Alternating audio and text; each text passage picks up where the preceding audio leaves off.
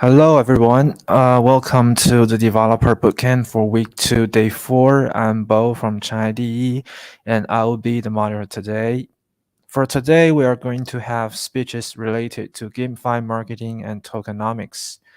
And we also have a very special guest sharing some valuable thoughts about NFT and culture financialization. Our first speaker is Ms. Blair. She is the CBO of the White Matrix. Blair, you may start whenever you're ready.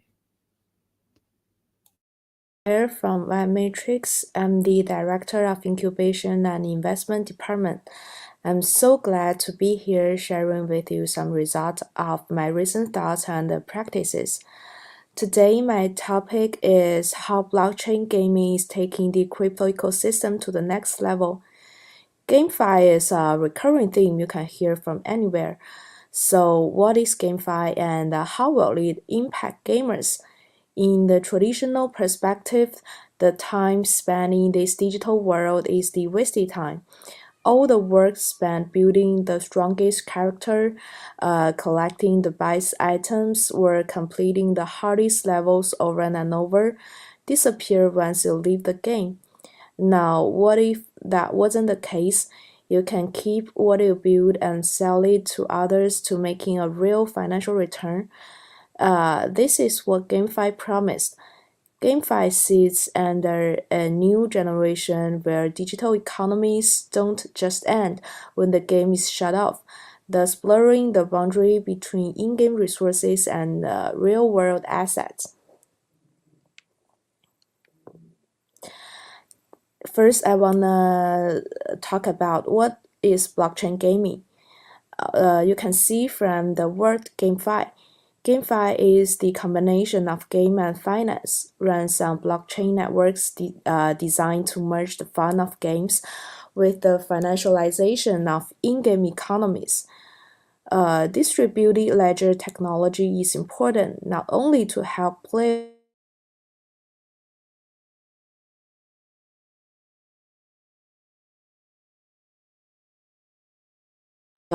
inside and outside the game. In this new type of game, all objects are represented as tokens on blockchain networks. So each sword, armor, or plot of land can be owned by you or anyone else on the blockchain-based game. In other words, every gamer within a blockchain-based game becomes both a participant and an owner. A recurring objective of game is to accumulate resources.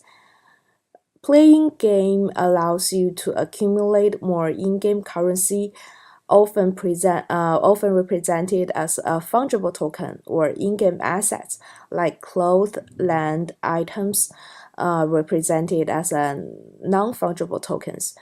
What's key here is once assets are earned, you can trade them on marketplaces for other cryptocurrencies or fiat money for disposable income.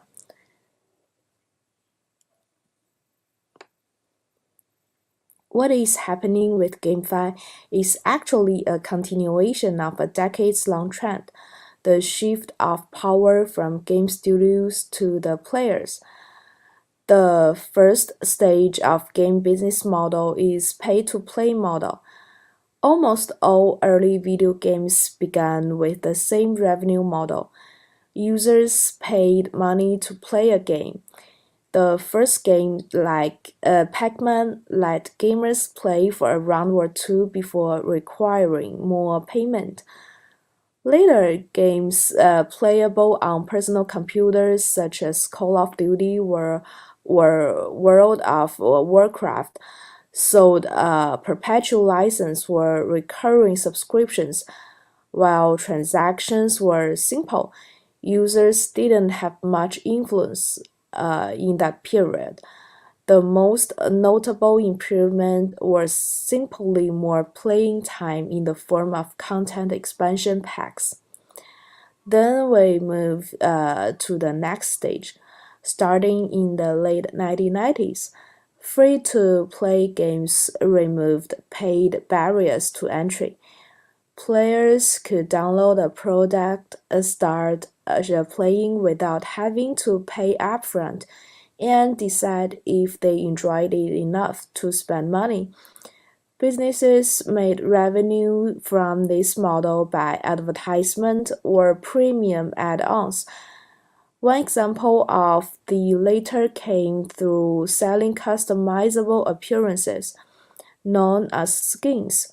Skins don't give the buyer any competitive advantage, but still undergo high demand from passionate fans. The game studio Riot Games, for example, famously became a multi-billion-dollar company on the back of selling skins for their popular League of Legends franchise. Note the similarity. We should note that the similarity between these skins and GameFi NFTs. Game in this era are significantly more accessible. Players can try different games, select the ones they enjoyed, and make purchases to support their favorite developers. Power began to move slowly to the player side. So the low entry barriers set the stage for the first play-to-earn games. Back in the 2000s, a few free-to-play games like RunEscape launched active marketplaces for in-game items. Players would complete quests to earn gold, use the gold to purchase weapons or armor, and sell the items for real money to buyers who didn't do the same. Of course, during this era, such transactions were never protected by the law, tax agencies, or anybody else for that matter. Gamers were able to build their own small digital economy in, in a niche corner of the internet. So it is the history of the game. Next, I want to talk about the token economy of the GameFi system. As I mentioned in the last slide, the GameFi is not appearing from nowhere. The design philosophy of GameFi system is rooted in and derived from the traditional gold farming of online games. Free market and gold farming has a long history in online games, but lost competitiveness to the professional players due to the lack of profitability and the hardship of operation. Gold farming is to obtain game resources and sell it to other players. This demand for game resources lies in the following scenarios. First one is that players are willing to pay for better game experience. Second is that with more players entering the game, the total demand for game resources would rise up. Game economy means the allocation and the circulation of game resources, including the output, transaction, accumulation, also consumption of game resource. The game resource output depends on some combination in capital, time, work, and randomness. The life cycle of each game resource are nested together, structuring a complex in-game economic model. So, play to earn is the result of the game producer handing over the right to produce game resources to players. In the closed traditional economy, the game producer controls the output and transaction process of game resources, and they can profit from selling scarce game resources. But in an open economy, players can trade game resources so as to make profit through resource output. Here is another core vision behind play to earn, that is to address player retention issues by offering real player ownership of in-game assets and their surrounding world, ultimately creating greater stickiness and retention of communities. In contrast to the current global 30-day retention rate of 3% of mobile games, we have seen some initial success with the first prominent play-to-earn ecosystem. Taking Axie Infinity as an example, which has a day 0 to day 90 retention rate of 40%, which is significantly higher than the traditional games. Economic sustainability and growth occur when the value flowing into a system is greater than the value leaving it. In game design, the mechanisms influencing value flows in an ecosystem are sinks and faucets. Sinks take supplies of an asset out of an economy. For example, SLP burns through Axie breeding fees. Breeding is incentivized in general to build stronger teams and obtain higher rewards, and faucets inject asset supply into an economy. For example, SLP earned by completing quests or battles. For economies to be sustainable, the sinks need to take more of the token supply out of the economy than the faucets that bring the token into the system. Otherwise, there will be natural downward pressure as supply increases over time. To balance the rate of asset issuance with the rate of asset consumption or demand, it has a couple of options, of course. First one is you can continuously grow the rate of growth of new users to allow older players to sell to newer players. Second one is to continuously introduce newer, harder, and more resource-intensive endgame content for existing players to expand more resources. The last one is to balance the creation of gold and items with the removal of set gold and items from the game. If this balance is mismanaged, the player experience and the retention will suffer. So, before we dive into the economic model design, we should break the complex ecosystem into basic components first and make clear the definition of each component. A mature Gamefi economic system is always composed of three elements, that is DeFi, NFT, and FT. First one, we talk about DeFi. DeFi, or decentralized finance, is a system by which financial products become available on a public decentralized blockchain network.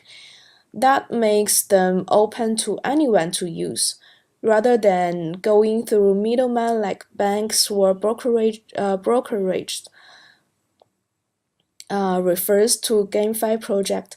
DeFi aims to enhance the profitability of investors and seek the maximum funds that participates in blockchain games by a large portion to facilitate the players' sales and rent their game asset or stake their coins in the pool as a liquidity provider. Even lacking of the playability of a game, DeFi utilization attracts players related to crypto investment, and a variety of casual games are derived. Nonetheless, decentralization is the biggest difference between GameFi and traditional games. In traditional games, the game producer or game designer often acts as God, not only designing the storyline for the player to experience the game, but also acting as the central bank for releasing and recycling the game's resources. Traditional games can control game resources in time to prevent economic collapse and prolong the game operation period because of the powerful centralized means. But games companies deprive players of ownership of their assets, and it is not uncommon for traditional game companies to deactivate accounts or shut down the servers as well. The second one is NFT. NFT is also named non-fungible tokens. NFT digital assets represents real-world objects like art, music, and videos. They are bought and sold online, frequently within cryptocurrency, and they are generally encoded with the same underlying protocols as many crypto assets. Majority of in-game NFTs are game items that included interactivity NFTs and collectible NFTs. Interactivity NFTs can be applied in the combat and advanced, trained, merged, also casted, inherited, such as incubator, sprite, card, avatar, being advanced, trained, and inherited to reinforce the player's in-game performance. Collectible NFTs function out of the gameplay that is involved in recreational scenarios and limited combat attributes enhance the pleasure of players' possession like land plot, skin, cosmetic, and badges. Comparing with common NFTs, the in-game NFTs has the potential to be interoperable. Some gaming platforms have already achieved avatar interoperability, and some games cooperate to convert the non-fungible attributes to one another. Though certain gaming pioneers envision the interoperability of cross-game and cross-chain NFTs, there are still some implementation problems on the blockchain technology and the flow experience of video game at the present. The last basic element is FT. FT is fungible token. Fungible token in GameFi projects generally refers to the game currency used to define the value of the underlying resources in the game, making the in-game economy possible. Currency, players, resources, and goods together form an economy in which each element is linked to one another. Players maximize their own interest in the gaming process, thus the value of currency controls a player's behaviors, determining what the player makes and for whom. In-game currency plays a role as a lever that regulates economic behavior throughout the game, links different elements into one, and coordinates the benefit and profit of players.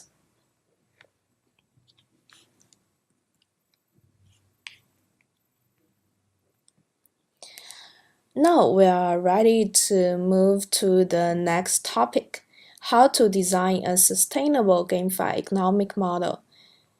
Game resource and currency mentioned above are the foundation of the in-game economy, but it still needs an adjustment system to balance the supply and the consumption. The game itself involves complexly numerical relation. In the real world, the demand for a commodity may be saturated in the short term, but the demand for commodities is infinite in the long term, because commodities in the physical world will always be consumed over time. On the contrary, the game item can become worthless when there is no demand, because the value of game resources come from player interaction and the in-game consumption. There are scarce currencies and resources, and there are infinite resources. So not having a good relationship between consumption and output in the game world is a recipe for economic collapse. The economy of the game will inevitably collapse if the relation between consumption and output is not established in the game world. Here are some useful tips tested by the traditional games. I want to share with you guys to see if it can help you to build your own GameFi, to build your own games. Solution number one is to design more assets, mechanism, and scenario to let players spend in-game currency. Here are three ways to construct such scenario. First one is the utilities. You can charge players for small quality of life upgrades or for the use of public goods as a token sink. This taps into a player's desire for accomplishment and his desire to avoid unnecessary time expenditure. Here are some examples. For example, flight path for faster travel and armor repair. Notably, this replicated real-life depreciation cost. And the next one is tolls for accessing areas, including instant dungeon cost. And next one is loans to change your appearance or name, and also the ability to pay to reset your states or skill trees.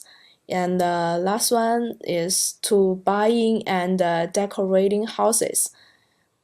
And next way is the rare collectibles. You can periodically auction or sell rare collectibles in in-game currency. This can be done consistently through a luxury merchant NPC, as part of a special event, or as a gambling game. This is driven by a player's desire for social influence and ownership. And also, you can use gambles. Gambling games are designed to have a negative monetary expected value, but players are incentivized to play because this is the only way to obtain rare cosmetics. It's an easy way to obtain extremely rare items, or it's fun. Each time a player participates, they must pay in the native token. Because expected payout is negative, this is a token sink. This is driven by the player's desire for ownership.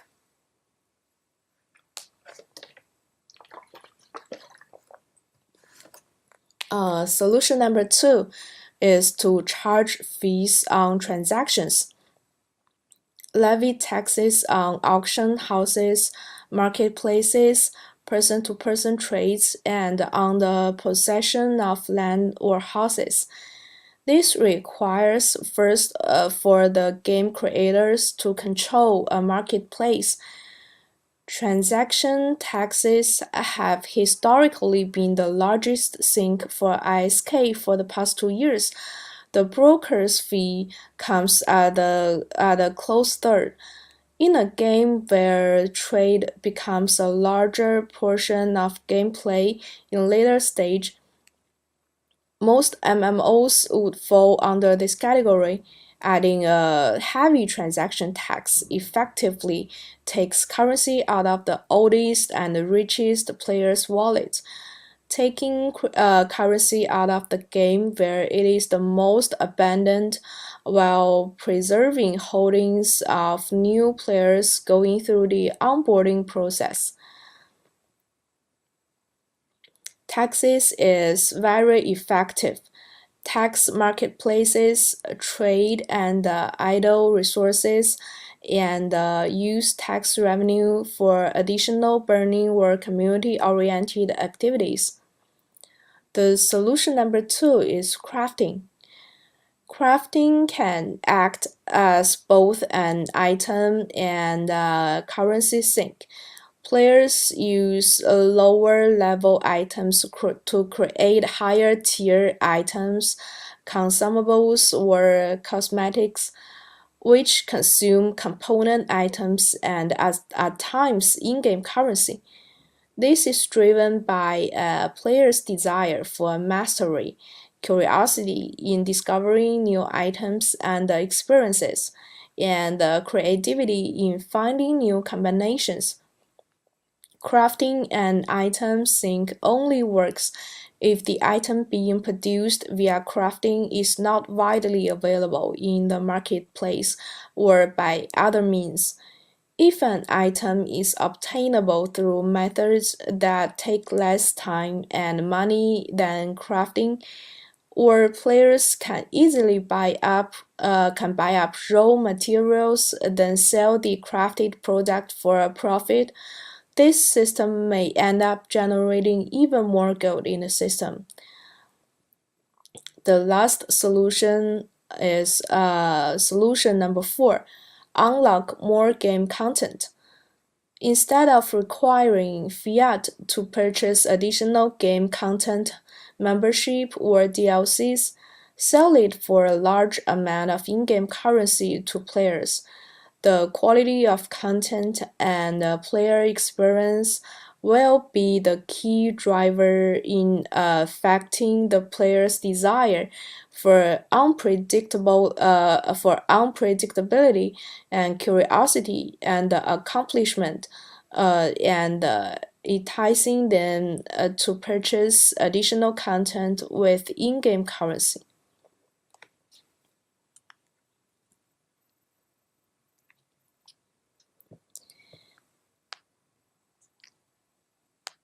In the previous section, we explored balancing solutions tried and tested by the traditional games, and for Web3 games, come with multiple additional opportunities to produce organic sinks and balancing mechanisms.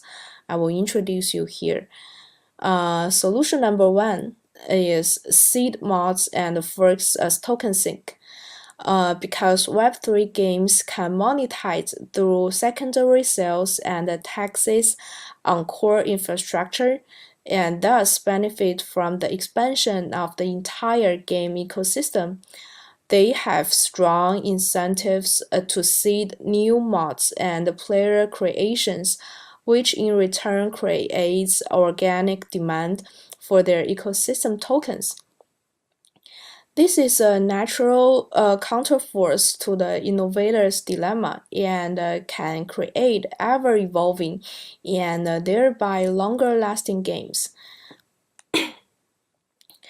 This is the strategy taken by Sandbox of Gochi and Sky Mavis. The core team in all 3 cases have built infrastructure, deep liquidity, and an initial ownership base. Next, They encourage ecosystem entrepreneurs to build mods and subgames atop their platform and collect revenue in the form of an activity tax. This is why Axie is branding itself as a nation. The holders of the AXS token are the government that receives tax revenues. The inventors and builders of the game, Sky Mavis, hold about 20% of all Axie tokens. Second example is Apegochi.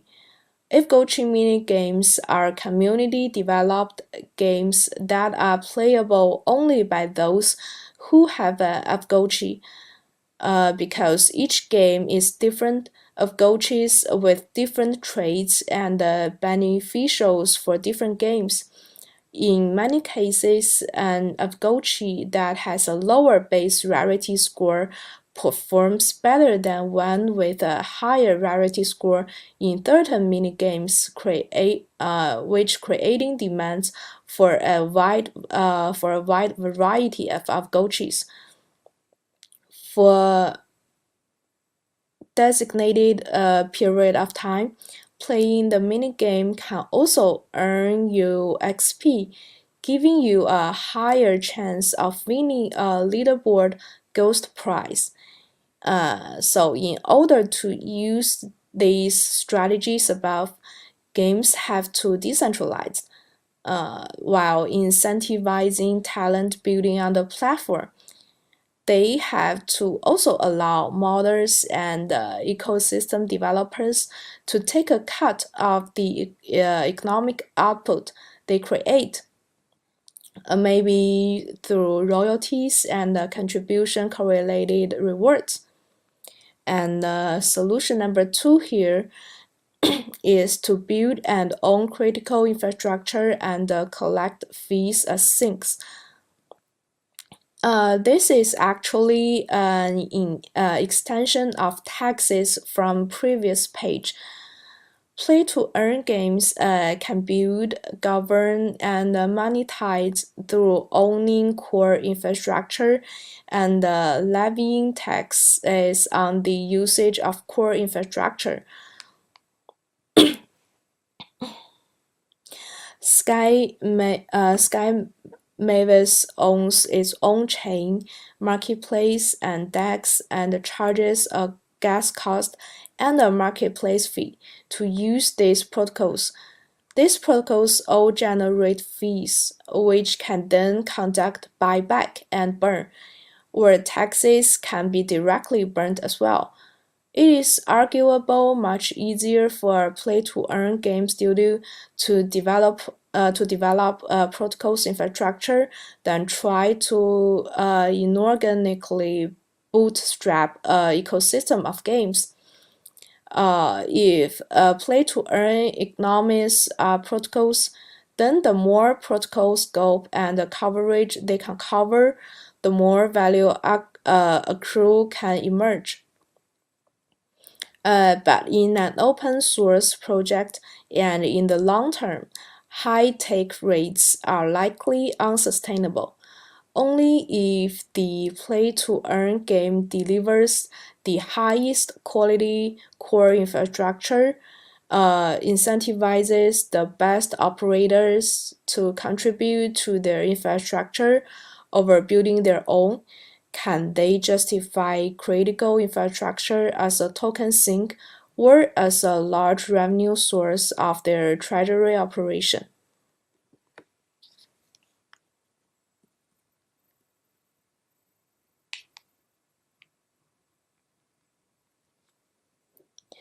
So we come to the last page of today's topic.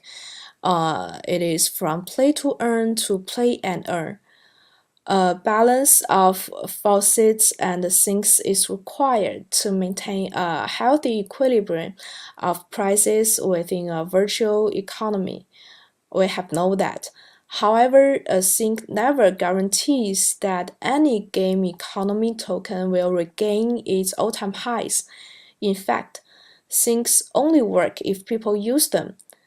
Web2 games benefit from the fact that they are closed economies where once money enters, it is difficult for it to leave. No in-game currency to USD exchange that is easy, transparent, and legal. This means they also benefit from a larger degree of separation of their currency from fiat in the minds of players. This means players have no choice but to spend their money inside the platform or game, and players are less likely to conduct highly mathematical calculation in returns when engaging in any activity and are therefore more likely to use currency for random things or just for fun. A play-to-game does not enjoy these benefits. To encourage players to participate in sinks in an environment where the USD value of your inputs and outputs is extremely visible, it must offer either additional currency for burning, which further increases its supply, or some other form of additional utility. And thus, in an open economy, only if the following equation holds will things be effective. That is, the fun players get from the game plus the utility from using things is greater than the cost of using a sink. What determines the efficacy of the sink is whether people use it, and people will only use it if they see value in doing so. So ultimately, we can make a guess that people need to be spending for fun, status, convenience, flexing for the economic to work permanently. That is all I want to share to you guys today, and hope you get some knowledge.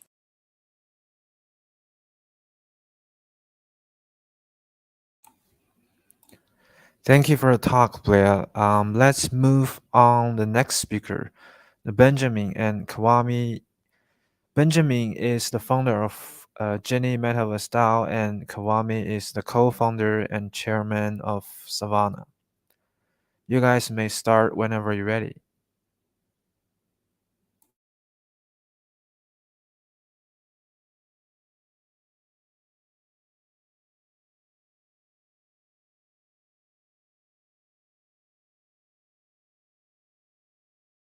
Detail for the presentation. My name is Kwame Rugunda, like I mentioned, and I run a company called Savannah. Savannah is an African technology company, and we incubate blockchain companies. Among the companies that we have incubated on the continent include Crypto Savannah, which is a blockchain dev shop, Binusu, an OTC desk, and Tuzanye, which is now the most productive gaming guild in Africa. Personally, I also are the chair of the Blockchain Association of Uganda and was the co-founder of Binance in Uganda, when Binance set up in 2018. I was a local partner and co-founder, and have served on the World Economic Forum Council of Cryptocurrencies. So I've been involved with the crypto space and crypto in Africa for quite a few years now. I'll start by speaking briefly about the metaverse, and then I'll move on briefly to speak about DAOs, and then finally blockchain gaming. And I'll use these few minutes just to give an overview. Starting with the metaverse essentially is a 3D universe, combining virtual aspects that are used for various opportunities, including gaming, including works, including meetings, including socialization. And what we are seeing of the metaverse today is just in its early stages. But we are already seeing elements of it being manifested in things like video gaming, virtual economies, and so on. The metaverse is particularly unique because it has attributes, and its attributes enable things like proof of ownership, transfer of value, and governance, which are all very critical in the fusion, the ongoing global fusion that we are seeing between the financial, virtual, and physical worlds. I'll talk briefly about DAOs. And I'm covering these at a high level because I want to focus a little bit more on blockchain gaming. And I also are familiar, and I know that many of the team here are familiar with what these aspects already are. So DAOs are decentralized autonomous organizations, and they are run and governed essentially by software, by computer code. And they can function without any form of human intervention or without any form of central authority. So they are autonomous and they're decentralized. They do not require a central authority. DAOs are really disrupting the way existing hierarchical structures of governance in society operate. And these range from the way countries are run with governments to the way our own companies and organizations are run. So DAOs are presenting an entirely new form of governance. And it's actually operated by a community of stakeholders that have incentivization through a token mechanism. There are various types of DAOs. There are media DAOs, there are service DAOs, investment collector DAOs, and some of them are the ones in front of us. Now, I want to circle and move towards blockchain gaming because this is where I want to focus most of my presentation.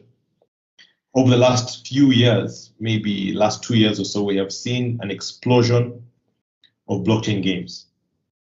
And this is a very early application of the Metaverse that is already providing real income opportunities for many people. The story of Axie that became headlines last year drew attention to blockchain gaming, particularly because of its impact in Philippines around COVID times. A lot of people had lost jobs, were at home, and Axie was able to bridge the income gap and enable people to earn incomes. And this featured quite extensively globally, and it drew a lot of attention to blockchain gaming and P2E.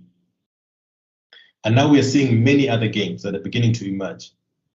And this industry of blockchain gaming is really at the cusp of explosion. Blockchain gaming, particularly in Africa, is one of the fastest growing industries. And like I mentioned earlier, we are really at the brink of witnessing an explosion of P2E, and especially P2E in Africa. And I will highlight just 3 factors that contribute to this. The first is that Africa is the youngest continent and the fastest growing continent. The youth population in Africa is estimated at about 60%. 60% of the continent is under the age of 25. Where I am currently, as I give this presentation, Uganda, has a population of about 80% under the age of 30 and 50% under the age of 15. So this actually means that not only is the continent young, but the continent is going to be persistently young for many more years going forward. And there is high fertility, meaning many children are born. There is low infant mortality.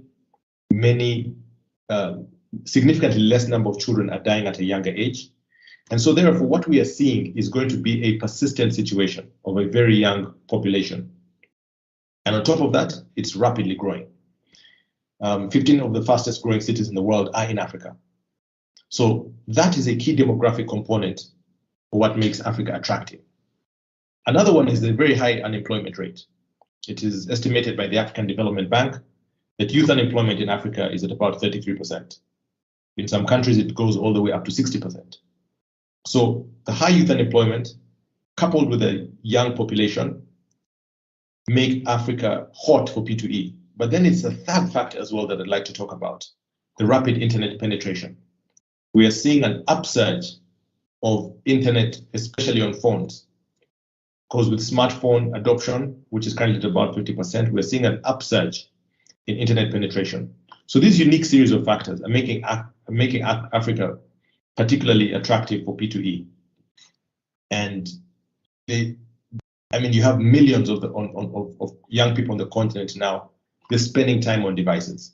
I want to speak about Tuzanye, which is a company that we are privileged to be a part of. And my shirt actually has the logo of our company, Tuzanye. It was born in 2021. And it is a word that means let us play in one of the local languages in Uganda. And so Tuzanye is a global P2E community with players currently maximizing their performance and borrowing NFT assets across the universe. It is run and structured through a DAO. It is managed by a DAO comprising the TGT token holders and our players. And Tuzanye is currently the most productive gaming guild in Africa, and will be improving thousands of lives in this next year, 2022. We took some time to study several guilds, and we said, what is it that we can do distinctly different? And so we modeled our guild uniquely different, and this is what has caused us to be extremely productive. We are currently ranked number 1 in StarSharks, Binance's recently backed game. We were ranked number 3 in January, and as of February, we are ranked number 1. And so what I'd like to speak about is, what are we doing at Tuzanye? What are we doing at Tuzanye that is different, that has caused us to be able to perform extremely well? The first is these other attributes that I mentioned earlier. The social structure in Africa, youngest continent, fastest growing population, fastest growing continent in terms of development, extremely high unemployment, and rapid internet penetration. These factors combined together put the African society in a unique place in terms of attracting P2E opportunities. The second is that the way our guild is structured is that we have esports players. And so our guild is actually structured as an esports team. And this is different from the structure of many other guilds. And this ensures optimal performance of team members. It is supported by a head coach who's actually a former professional esports champion. And he works with a team of trainers.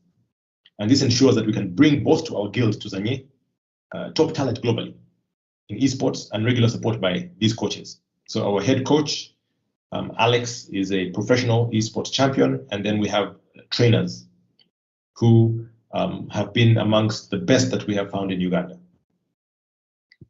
We also play a series of games. The fact that we have this experience with esports enables us to identify the best games. And so we are playing several games. We're playing Axie, we're playing Gods Unchained, we're playing Splinterlands, Rev Racing. But it's StarSharks that we have been playing most aggressively recently and are doing extremely well.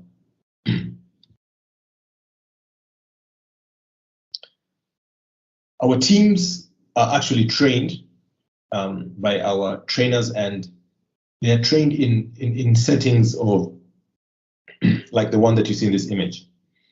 We have the trainers spend a lot of time with them, and this ensures that they have thorough understanding of the games, but it also provides peer-to-peer support. In other words, anytime that I want to see what my colleague is doing, or if I'm not understanding something very well, I can just be able to look over into my colleagues or my partner's skill set and then be able to tap from that. This is a very, very good thing because it brings a unique team dynamic. And speaking of team dynamic, the team begins to work together.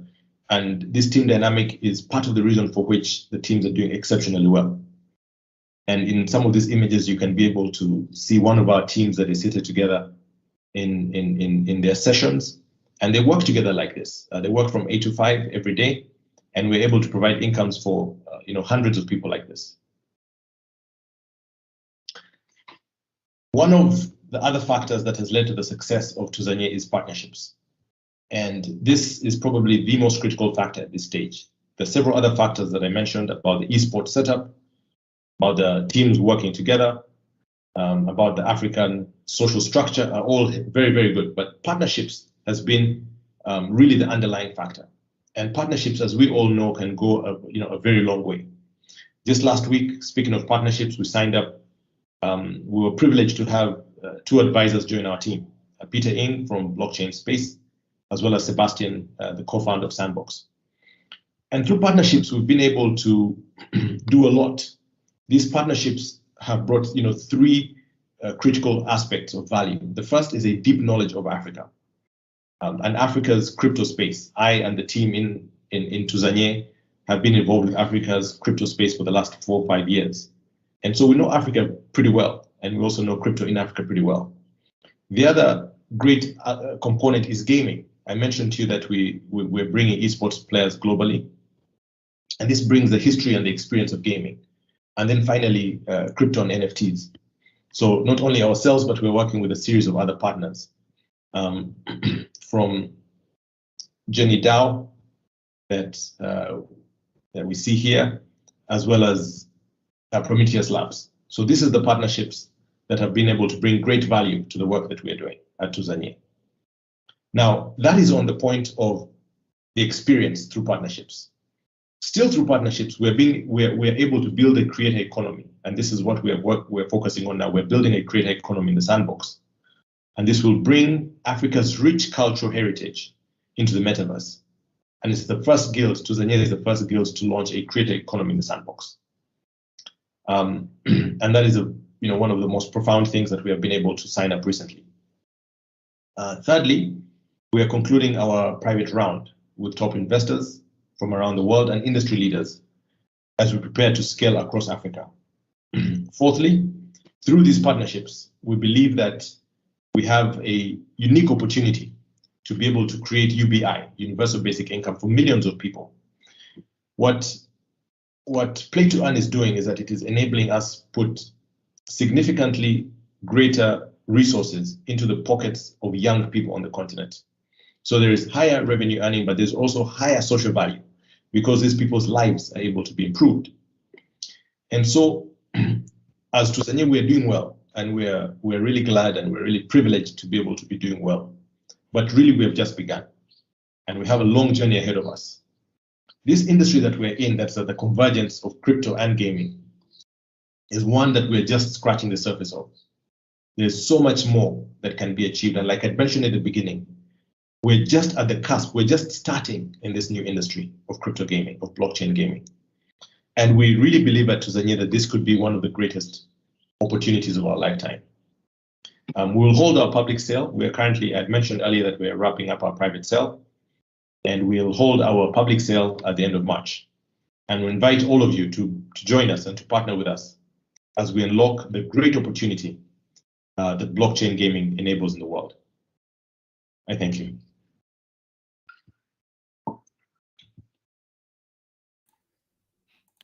Well, thank you for the sharing, gentlemen. Our last speaker is Miss Han Tang, and she is the founder of Crypto C and the C DAO. Miss Tang, you may start whenever you're ready. In China, Crypto C is one of the largest issuing company in China. So today I want to talk about the NFT and cultural financialization, which is my latest thinking about the NFT field. The main content I want to talk about today is first we have a quick review about the cultural market before NFT, and then what changes NFT brought to cultural market. Then we will analyze the cultural financialization in detail. That last, what we should do now. So let's have a quick review about cultural market before NFT. Just think about before the NFT comes to the world, how do the cultural market runs? First, people create cultural concepts. For example, they will write a story, or they will create a cultural image, and then they spread this kind of concept to the world, and then they transform them into cultural commodities. Actually, there are two kinds of cultural commodities: physical cultural commodities and the virtual cultural commodities. For example, you will buy T-shirts with movie stars and political stars, and even with the political slogan. You will buy tables. The Japanese style tables are always expensive than the ordinary tables because they are having some cultural concept inside. And you will buy some movie tickets, and then you go to the cinema and watch movies. You are also pay for TV series and watch animation, and you will like some images and even pay for the it's like the narrative things. And all these actions we can say like you are a consumer in this market. You are a consumer, and there are some big invest. There are some big companies that are doing investment. So just to look at the things we are consuming now. By the way, before the agricultural growth, the cultural commodity production has just finished its industrialization. The production of IP is gradually combined with the content industry pipeline, such as movie. It's very, very common to see a movie just has like 10,000 people work for a movie, and it's a very huge work to do, and it's not the thing. It's like a 100 years ago, and the content production lines and the distribution channels in the hands of giants. It's very easy to know that when the IT industry become a very huge word, its cost is very huge too. And who can accept the risk of the IP investment? The giants, and especially the giants who has distribution channels. So the internet giants in these past years, they have a very, very huge speech right in this field, and the original owner of the IP is in a very weak position, because yes, they maybe have their IP, that once the giants, especially the internet giants, they don't like their IP or they don't develop the IP, it's very hard to spread it and to earn their profit. And the last, the IP needs a long cycle from birth to the market. Yeah, maybe you write a very exciting story, and it takes time for the story to spread and to be discovered by the investment organization, and be developed by the very huge, very heavy content production lines. And the last maybe taken like 10 years or even longer. So what has the NFT changed? First, from the technology side, and to just give the work a very unique identity with hash value, and by using NFT, we just establish a 24-hour cross-border trading market. The OpenSea is very, very expensive now, because it's the new Amazon today, and it's a 24-hour cross-border trading. And then we establish extremely convenient secondary transaction royalty. It has a very, very huge trust to the creators. Before NFT comes to the world, it's very hard to imagine that we can still the creators can still be paid when the work has come to the market, and it changed people's idea about their copyright. And then last, you can see a lot of 6.0 work comes today. And then last, it gives clients the credentials to participate in community IP governance. When you have NFT, it's not just a commodity. For example, you buy a movie ticket and you watch a movie. It can prove that you are fans of the movie, but you cannot use your movie tickets to govern how the IP runs in the next step. It's very hard to imagine. And you cannot sell your tickets in the 24-hour cross-border trading market. And you can even see your tickets become more expensive after consuming. Our app did that. And from the creator side, issue NFT directly ignoring the content industry assembly line. And as the creators of IP, the right to speak is strengthened. They can just cross a line and issue NFT directly. As for funds can participate in the early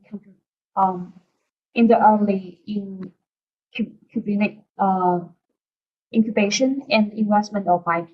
And fans are not only consumers of IP, but also invest and builders of IP. So as far as the content, you can when you have a very good taste of your content, or you are very crazy fans for good IP, you can earn a lot, and people get a return. So people get a return on investment from hobbies and also aesthetics.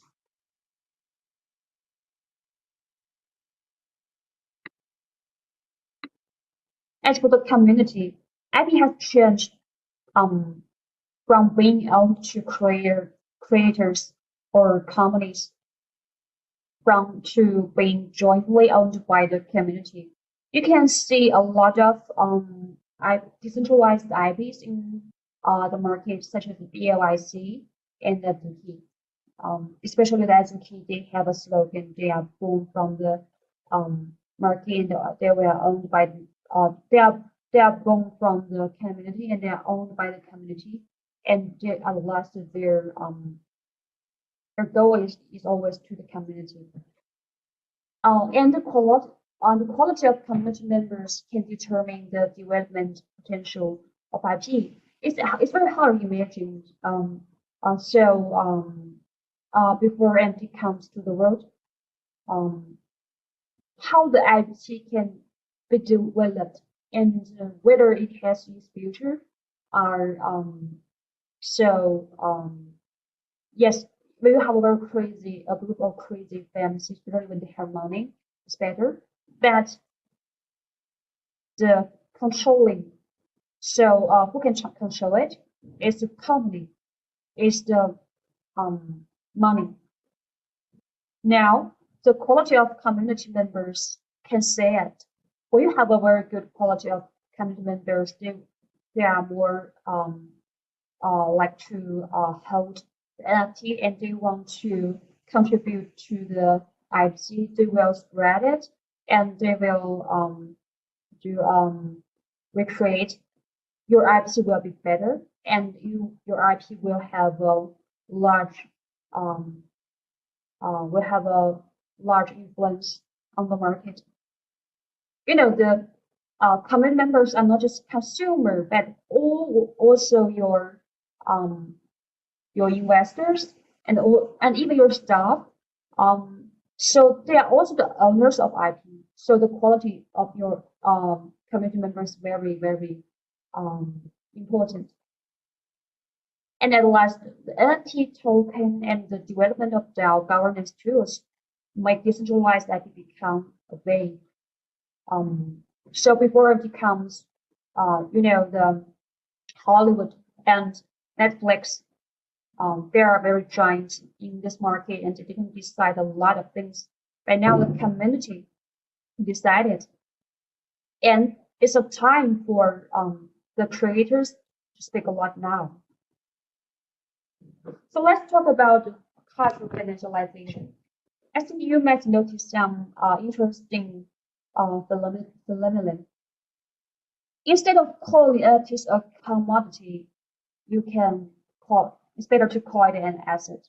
Yeah, the reason for influx of funds to go into the NFT market to buy is mainly due to the appreciation of investment rather than the consumption. What people are very crazy about NFT in all the world. because they're doing investment, they're not consuming. The economy is very bad. In China, in America, in Canada, all around the world, they're very bad. The willing for people to consume is very low now. That people want to earn money. They want to see their assets to just to go up. So they want to invest in NFTs. And you can see the sector rotation in the NFT market similar to the stock market. And had NFT projects like BYC need to keep plan to issue tokens. So you can not see NFT as a cultural asset, and you can see a very, very clear, very obvious trend. It's like actual monetization. So when community culture is built to certain extent, token can be issued under the community consensus, and cultural monetization is the ultimate way for the cultural industry to capture the most value. Let's have comparison of cultural industrialization and cultural financialization. So from the fan side, they are changing from buying goods to buying assets. From the IP owner side, they're changing from selling goods to issuing assets, just like issuing stocks and issuing tokens. It's a very quick change. So you can see a very higher appreciation to the IP holder or to the culture market. Before the NFT comes, they are very weak, and after NFT comes, they are very strong. There's no goods market, asset market. And for the industry chain, the industrial assembly line of the content production has changed from a strong position to a weak position. The financial hype of industry chain is increasingly developed. In China, you can see the Tencent, a very, very large content giant, that they behaves very weak in this in this round, because they are not they don't have the they don't control the financial hype industry. OpenSea controls that. So we're just at a game that will involve all cultural practitioners. Workers at the cultural industry who have entered in the NFT field will try to get stuck in the ecological position, and those who have not entered will enter quickly in the next 2 years. And cultural financialization will accelerate strong cultures to harvest weak cultures, because weak cultures have no buying. It's very cruel. It's very cruel market. It's a financial market, and the thing will change from the Hollywood style ideological penetration to all-around financial penetration, and capitalism uses NFT to clear cultural barriers between the nation states. You can see it's a very global market, and the cultural workers who are insisting to spread their own nation culture, usually they will have not so good buying, because they cannot get other nations money. And the biggest war in the 21st century is cultural war, and the most profitable cultural business in the 21st century is the cultural business. So what should we do? At first, you should enter the battlefield before others, and projects with cross-cultural background are more likely to succeed. Build you can see that the pure white or the pure Chinese are not that good, but and then you should 好的，谢谢，我马上下去。好的。And then we should build projects that have cultural reach and depth.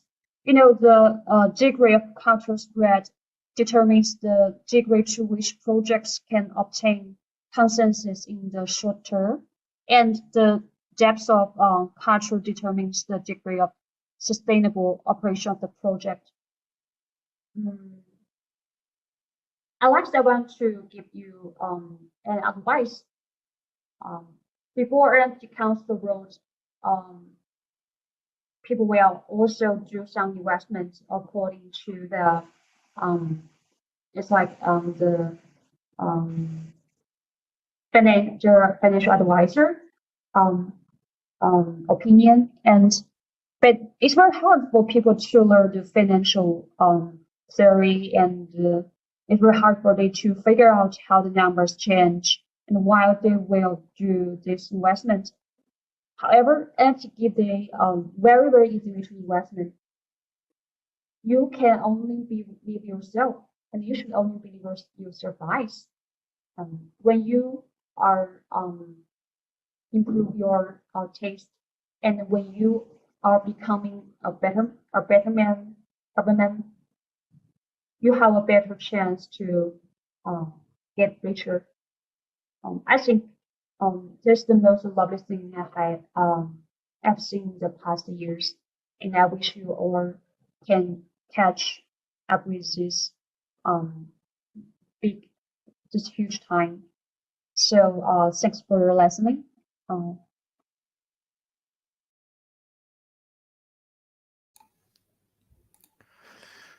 Thank you for your time, Miss Tom. And here, I guess, is the end of today's session. If you still have questions, please feel free to join our Telegram group. And we will post the assigned team roster for individuals today as well. So if you have any concerns, please go ahead and ask. And make sure you know that the deadline to sign up is today, and March 4th is your project submitting day. Also, a quick reminder for tomorrow's schedule, we will have topics related to blockchain games and Metaverse.